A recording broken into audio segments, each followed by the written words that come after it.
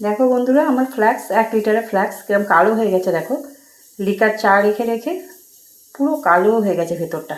এটাকে আমি পরিষ্কার করে নেবো, একদম রূপোর মতো ঝকঝক হবে, একদম ঝকঝক করবে একদম। তার জন্য কি দিচ্ছি দেখো, এতো খাবার সোডা, ভিনিগার দিয়ে দিচ্ছি,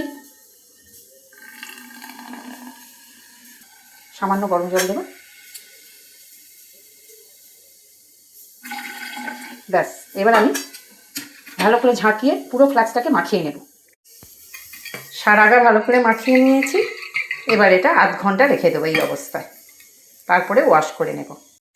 দেখো বন্ধুরা, এবার ফ্ল্যাক্সটা দেখো ঝকঝক করছে রূপোর মতো, দেখেছো? একদম রূপোর মতো ঝকঝক করছে। আধ ঘন্টা রেখে ব্রাশ দিয়ে পরিষ্কার করে নেবে। আর এই দেখো জল বেরিয়েছে, দেখো কালো জল বেরিয়েছে, দেখো ভিনিগার আর খাবার সোডা দিয়ে।